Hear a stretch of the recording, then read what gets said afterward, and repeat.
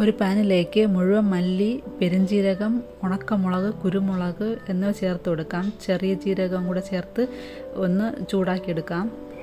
പട്ട, ഏലക്ക, ഗ്രാമ്പു ഇതെല്ലാം കൂടെ ചേർത്തിട്ട് നന്നായിട്ട് ചൂടാക്കിയെടുക്കാം. നല്ലപോലെ ചൂടാക്കി കിട്ടിയാൽ മാത്രം മതി. എന്നിട്ടിത് പൊടിച്ചെടുക്കാം. നമുക്കിനി ഇത് ചിക്കനിലേക്ക് ഇട്ട് കൊടുക്കാം. കൂടെ തന്നെ ജിഞ്ചർ ഗാർലിക് പേസ്റ്റ്, ഉപ്പ്, തൈര്, വിനാഗിരി എന്നിവ ചേർത്ത് നല്ലപോലെ മിക്സ് ചെയ്ത് കൊടുക്കാം. മഞ്ഞൾപ്പൊടിയും മുളക് പൊടിയും കൂടി ഇതിൻ്റെ കൂടെ ചേർത്ത് കൊടുക്കാം. എല്ലാം കൂടെ നന്നായിട്ട് യോജിപ്പിച്ചെടുക്കാം. ഇനി ഇതിലേക്ക് ചിക്കൻ മസാലയും മന്തി മസാലയും കൂടെ ചേർത്ത് നന്നായിട്ട് യോജിപ്പിച്ചെടുക്കാം. മന്തി മസാല ഇല്ലെങ്കിലും കുഴപ്പമില്ല. എല്ലാം കൂടെ നല്ലതുപോലെ യോജിപ്പിച്ചെടുക്കാം. എല്ലാ മസാല എല്ലായിടത്തും എത്തുന്ന രീതിയിൽ യോജിപ്പിച്ചെടുക്കാം. ഇനി ഇതിലേക്ക് മല്ലിയിലയും പുതിനയിലയും സവാളയും കൂടെ അരച്ചത് ചേർത്ത് നല്ലപോലെ യോജിപ്പിച്ചെടുക്കാം. ഇനി ഇത് 5-6 മണിക്കൂർ റെസ്റ്റ് ചെയ്യാൻ വെക്കാം. അതിനുശേഷം ഇത് ഗ്രില്ല് ചെയ്തെടുക്കാം കേട്ടോ. ചിക്കൻ കുറച്ച് അധികം ഉള്ളത് കൊണ്ട് തന്നെ നമ്മൾ ഫ്രിഡ്ജിലൊന്നും വെക്കാനുള്ള സ്പേസ് ഒന്നും ഇല്ലായിരുന്നു. അപ്പോൾ പുറത്ത് തന്നെയാണ് വെച്ചിട്ടുണ്ടായിരുന്നത്.